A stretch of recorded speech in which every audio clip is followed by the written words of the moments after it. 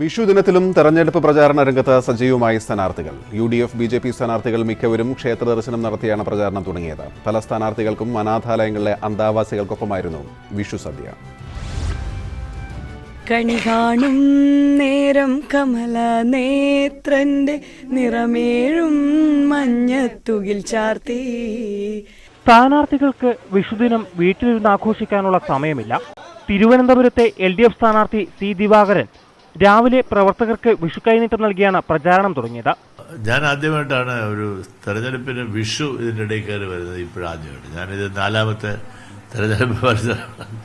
വടകരയിലെ UDF സ്ഥാനാർത്ഥി K. Muraleedharan ലോകനാർക്കാവിലും കോഴിക്കോട്ടെ BJP സ്ഥാനാർത്ഥി പ്രകാശ് ബാബു തളി ക്ഷേത്രത്തിലും ദർശനത്തിനെത്തി. അനാഥ ബാല്യങ്ങളെ സംരക്ഷിക്കുന്ന കഫർനാമിലെ കുട്ടികളോടൊപ്പമാണ് എറണാകുളത്തെ NDA സ്ഥാനാർത്ഥി അൽഫോൺസ് കണ്ണന്താനം വിഷു ആഘോഷിച്ചത്. തേവര വൃദ്ധസദനത്തിലെ അന്തേവാസികൾക്കൊപ്പം വിഷു ആഘോഷിച്ച ഇടതു സ്ഥാനാർത്ഥി P. രാജീവ് എഴുത്തുകാരൻ KL മോഹനവർമ്മയിൽ നിന്ന് വിഷു കൈനീട്ടവും വാങ്ങി. തൊടുപുഴയിൽ വൃദ്ധമന്ദിരത്തിലെ അന്തേവാസികൾക്കൊപ്പമായിരുന്നു ഇടുക്കിയിലെ UDF സ്ഥാനാർത്ഥി ഡീൻ കുര്യാക്കോസ്. തൃശൂരിലെ ഇടതുമുന്നണി സ്ഥാനാർത്ഥി രാജാജി മാത്യു തോമസ് വിഷു സദ്യയുണ്ടത് ഒല്ലൂരിലെ ദിവ്യഹൃദയാശ്രമത്തിലെ അന്തേവാസികളോടൊപ്പം.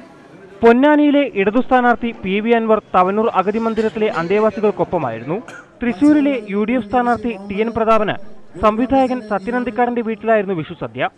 മലപ്പുറത്തെ LDF സ്ഥാനാർത്ഥി VP സാനു പ്രചാരണത്തിനിടെ വിഷു ആഘോഷിക്കാൻ വളാഞ്ചേരിയിലെ സുഹൃത്തിന്റെ വീട്ടിലെത്തി. മറ്റു ന്സ്ഥാനാർത്ഥികൾക്കും പ്രവർത്തകരുടെയും സുഹൃത്തുക്കളുടെയും വീട്ടിൽ തന്നെയായിരുന്നു വിഷു സദ്യ. ഞാൻ ഈ പോകുന്നതിന്റെ സൗകര്യത്തിന് വേണ്ടി അതിനിടയിൽ ഏതെങ്കിലും വീടുകളിൽ നിന്ന് കഴിക്കും. അത്രയേ ഉള്ളൂ നമ്മുടെ ആൾക്കാർ. News desk, News 18.